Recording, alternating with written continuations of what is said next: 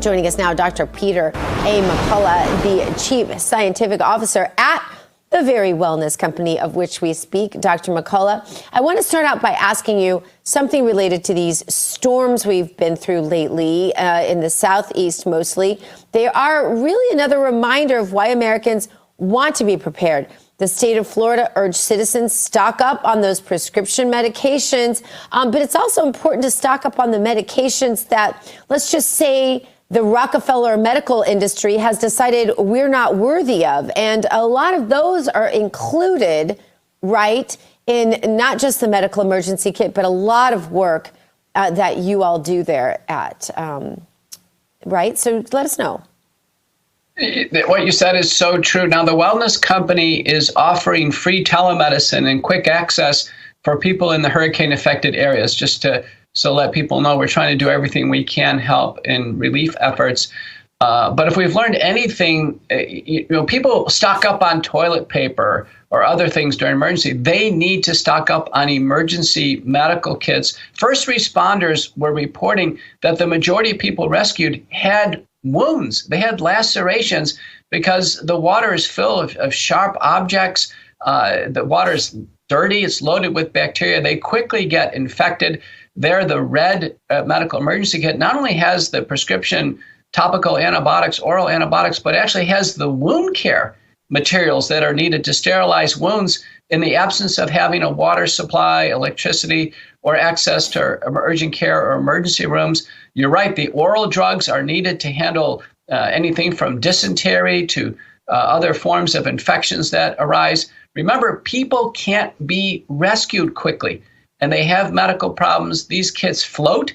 The medications there are, safe, effective. Our 24-hour center is available, so people have a satellite phone they can call, get advice, and get treatment quickly and avoid a major complication. Yeah, I'll tell you, Dr. McCullough, I'm one of these people that stockpiles medication, especially after COVID when I couldn't get ivermectin and I couldn't get hydroxychloroquine and some of the other things that were actually working as opposed to what they were prescribing that was killing people in the emergency rooms and the hospitals because of the corrupt medical situation we have and the influence of big pharma on them. So I have this medical closet in my hallway that is like a tornado hit it already, only there hasn't been a tornado.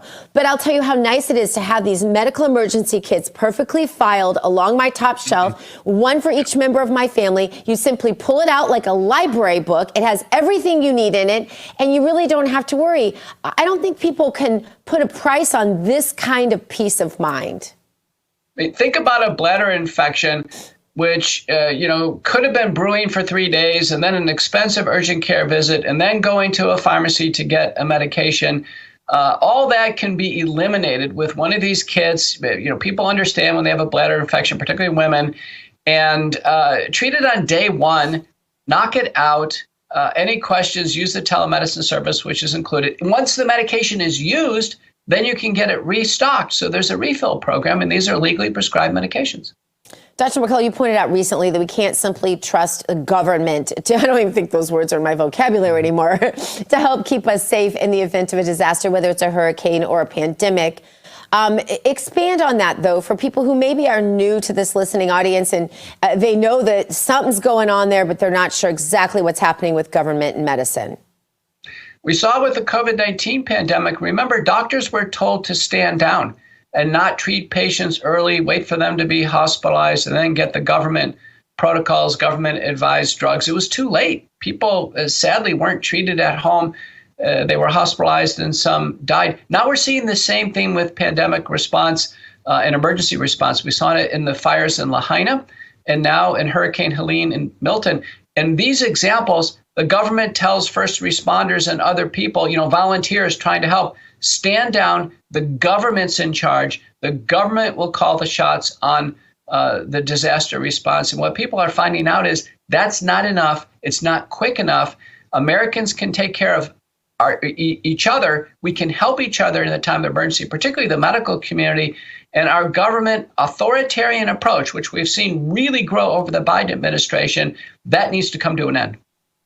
No doubt about it. Dr. Peter McCullough, thank you so much for really standing in the gap of this administration that has just taken healthcare to an all-time, I think in world history, low. And if it weren't for companies like the Wellness Company out there and people pioneering this medicine approach of telehealth and having the medicines on hand that you won't be able to get from pharmacies, et cetera, there would be a lot of lives lost. So thank you so much for that.